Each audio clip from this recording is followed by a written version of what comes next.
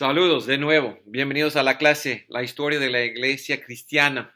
Y ha sido un privilegio hasta ahora seguir viendo a los hombres que Dios ha usado para establecer la iglesia cristiana, para preservar la verdad de la palabra de Dios y para mover el reino de Dios de un lugar solo que está creciendo y pasando en toda la tierra en el mundo conocido.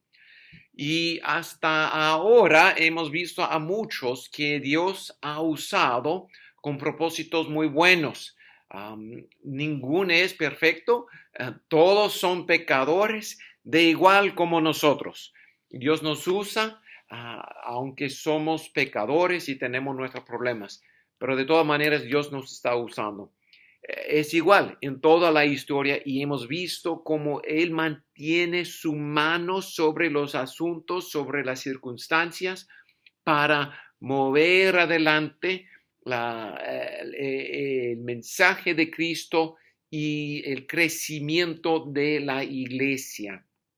En la época en que estamos hablando, se usa generalmente el nombre Iglesia Católica para dar referencia a la Iglesia Universal en este tiempo. En la lección anterior hablamos del Carlomagno, un señor que Dios usó para ser el rey del Imperio Romano y también fue un líder más o menos cristiano sobre la iglesia. El Papa en su tiempo se puso bajo el liderazgo de Carlomagno. Entonces, en esta temporada de los años de 700 hasta 814, más o menos en esta temporada, vemos el Imperio Romano creciendo en territorio, vemos que está creciendo en poder, pero también vemos una relación entre el Imperio Romano, o sea, entre el Estado y la Iglesia, en donde casi se están unificados en este tiempo. Ya llega a ser una relación muy íntima y marca un tiempo en cuando va a levantar una conversación muy grande desde allí en adelante. ¿Cuál es el superior? ¿El líder o el rey, el director, el imperio o el rey del imperio o el papa, quien es de la iglesia? Entonces vamos a ver de aquí en adelante unas temporadas en cuando cada uno se va tratando de subir el uno al otro. El rey o el líder del estado, del imperio, va a decir que él tiene una posición superior porque tiene el poder militar, tiene el poder político para avanzar y proteger la iglesia. Pero la iglesia, los líderes de la iglesia, y vamos a ver en una temporada que el Papa va a decir que ellos tienen una posición superior porque tienen una conexión, una conversación directo con Dios. Y como Dios está sobre el rey, el Papa también está sobre el rey en su posición.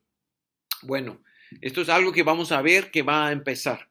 Pero saliendo de esta temporada, en cuando Carlomagno se puso en esta posición y hubo una paz, un tiempo unificado entre el reino y la iglesia, vemos que hay el inicio de este asunto que va a levantar más después.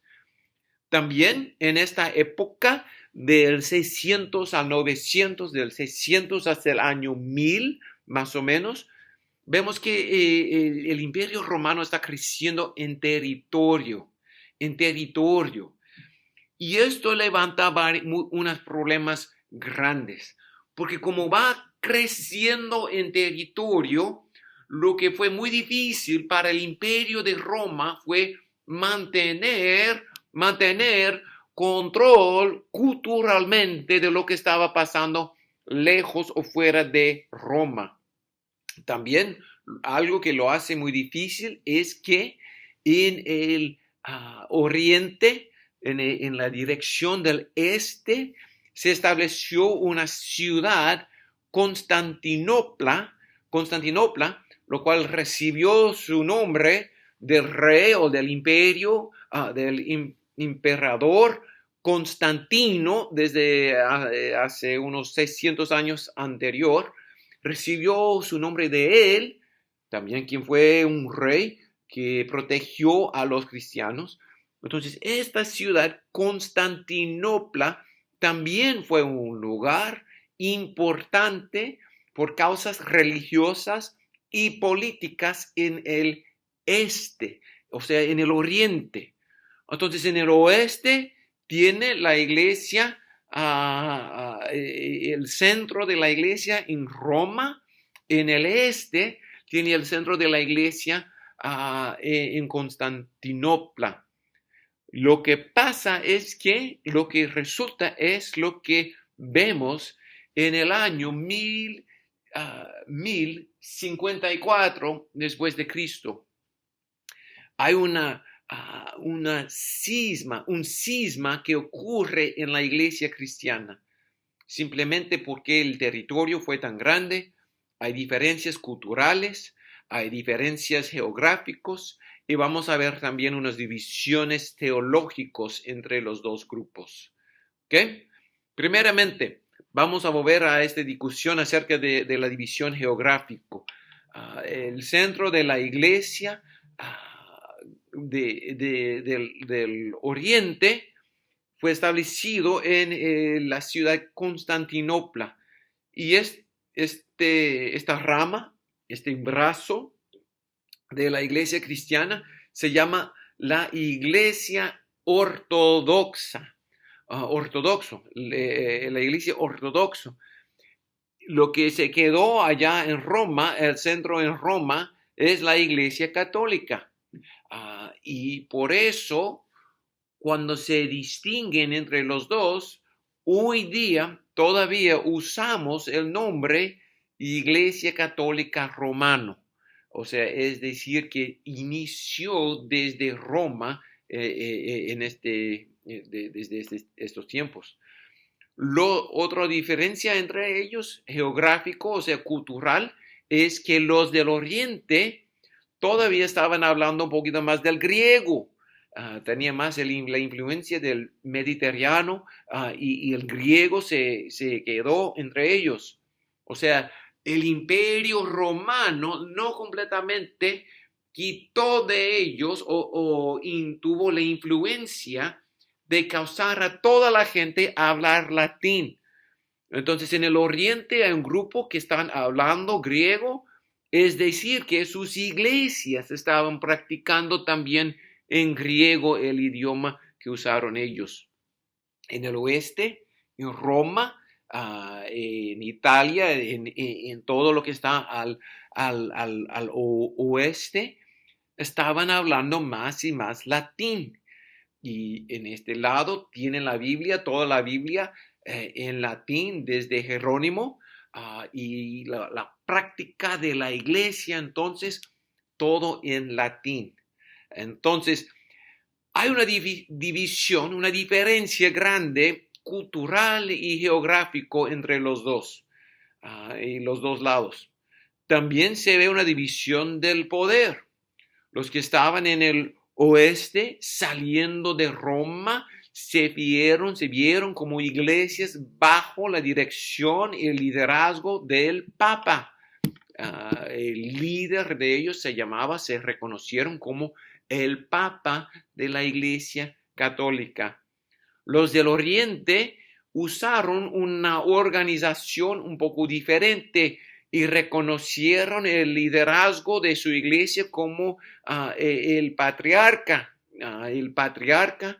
ortodoxo oriental. Entonces, en un lado tenemos el Papa, en el otro lado tenemos el patriarca. Y representa una división entre lo que las iglesias locales se reconocieron como el líder de sus iglesias. Entonces tenemos diferencia geográfico, diferencias cultural, de idioma, y ya vemos una división entre lo que ellos reconocen como el líder, o sea, el poder de la iglesia. Llegó un punto entre ellos en que el Papa del Oeste demandaba que todas las iglesias hablaban latín. O sea, fue su deseo mantener control sobre las iglesias, demandando que todos hablaban latín. Entonces, había unas iglesias allá en el sur que estaban practicando en griego y dijo que iba a cerrar estas iglesias si no se convirtieron a practicar en latín. Al oír esto, el patriarca ortodoxo allá al lado de Constantinopla se escuchó esto y él empezó a cerrar en su lado, en su territorio, las iglesias que hablaban o que usaban el idioma del latín. O sea, él quería mantenerlo en griego.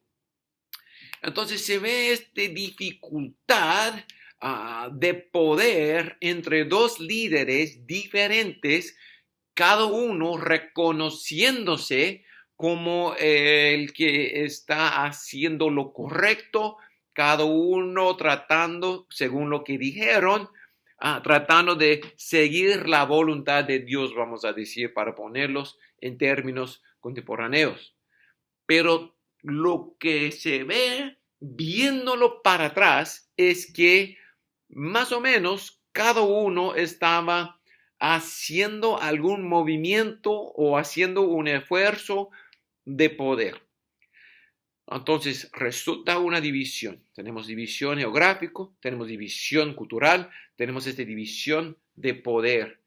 Y últimamente vamos a ver en sus discusiones en esta temporada, empezando desde el principio del año 1000, se ve una división también teológico entre los dos grupos, los dos lados. Y unos desean reconocer a estas divisiones teológicos como la razón principal para la división, para el cisma cristiano en esta temporada. Pero uno tiene que considerar todos los elementos y añadido incluir las divisiones teológicas. Si uno busca este evento en un libro o tal vez en el internet para aprender más, de un punto de vista secular, casi no mencionan la división teológica.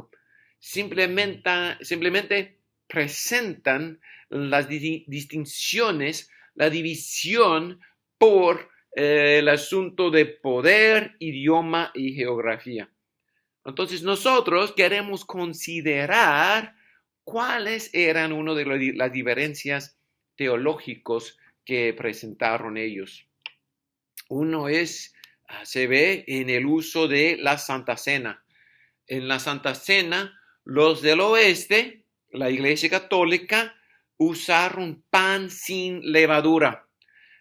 Esto es decir que querían seguir la idea de la Biblia, que desde la Pascua, cuando los israelitas salieron de Egipto, salieron comiendo el pan sin levadura, y esto marca y es una representación de la manera en que Dios salva a su gente.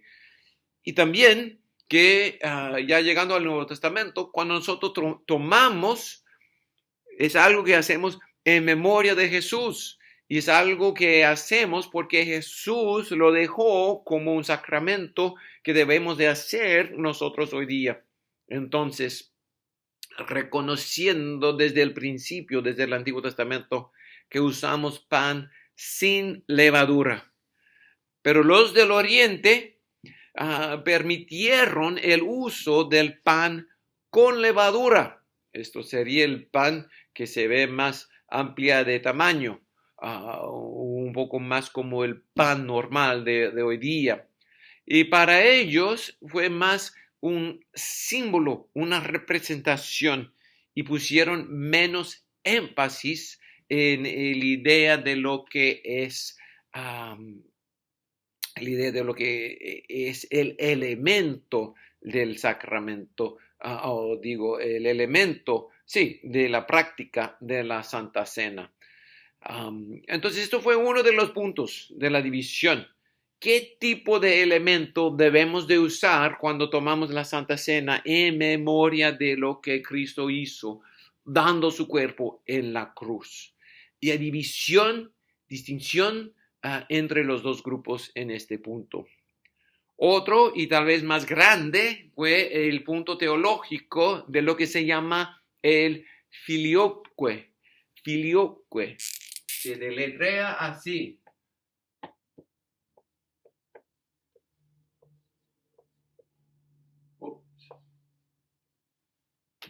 Filioque. Es una palabra latín que refiere al Espíritu Santo. Y en el el oeste, para la Iglesia Católica, lo que ellos querían decir es que el Espíritu Santo procede del Padre y del Hijo, y así procede el Espíritu Santo. Los del lado ortodoxo dijeron que el filioque procede solo del Padre, y ellos toman su posición de un texto clave para ellos, Juan 15:26. Juan 15:26. En Juan 15:26, de allí toman este versículo donde dice que el Espíritu Santo procede del Padre. Entonces, entre los dos grupos, la discusión antigua de filioque, muchos lo consideraron resolvido desde hace varios años anterior en uno de los concilios de la Iglesia, pero levantó de nuevo en la conversación en esta época, y unos lo usaron como un punto para marcar la diferencia y la distinción entre los dos grupos. Entonces, estos son uno de los ejemplos de lo que es la división teológico de la Iglesia Católica del Oeste y de la Iglesia Ortodoxa del Oriente, que hay una división. Vemos entonces la división entre, o sea, unas divisiones, distinciones geográfico, porque la tierra ya fue muy grande y fue muy difícil mantener control sobre todas las iglesias. Vemos diferencias culturales, hasta el uso del idioma, del griego en el oriente, latín en el oeste. También vemos una división del poder, distinción entre el papa y el patriarca, y la manera en que manejaron sus iglesias y lo que esperaban de sus iglesias. Y últimamente vemos una división entre unos puntos teológicos: el uso de pan en la Santa Cena, o no tanto el uso, sino el tipo de elemento que puede usar en la Santa Cena, y también este punto de quién procede el Espíritu Santo. Y vemos entonces en julio del año 1054, el Papa Católica y el Patriarca Ortodoxo se excomulgaron mutuamente. Es decir, que uno se excomunió el otro de su iglesia. Entonces se excomulgaron mutuamente uno al otro. y marca una división, el cisma de estos dos sistemas de cristianismo en la historia. Julio 1054. Los dos lados nunca volvieron, nunca se reunieron. Pero después de casi 1000 años, en el año 1965, el Papa Pablo VI y el patriarca Atenágoro levantaron la excomunión mutua después de todos estos años. Entonces, levantaron la excomunión que tenían entre ellos. Pero esto no significa, no representa que volvieron a unirse como una iglesia solo cristiana. Hasta hoy día se mantienen, todavía están divididos como la iglesia romana, o sea, la iglesia cristiana del oeste y la iglesia ortodoxa del oriente. Y vamos a ver de aquí en adelante que vamos a seguir en los estudios aquí la rama, el lado de la iglesia cristiana, la iglesia que sigue este lado de la iglesia cristiana romana, o sea, católica romana en el oeste. Vamos a seguir este lado en esta clase. El otro lado, si quiere estudiarlo después, la iglesia ortodoxa llega a un punto en que divide entre iglesia ortodoxa griego, iglesia ortodoxa de Rusia. O sea, sigue adelante y se mantiene de una forma diferente, y ahí también se ve varias divisiones, o sea, ramas que salen de este lado. Pero por nuestro caso, en nuestra iglesia, en este curso, en estas lecciones, vamos a seguir el lado de la iglesia católica romano en este lado. Vamos a seguir adelante con este lado en el futuro. Pero como puntos de reflexión para ustedes, tal vez dentro de su iglesia local, de vez en cuando vemos en las iglesias, hay división sobre puntos. ¿Cómo debemos de manejar? ¿Cómo debemos de volver a resolver conflictos, o sea, diferencias entre la iglesia, dentro de la iglesia? ¿Cómo debemos de resolverlo?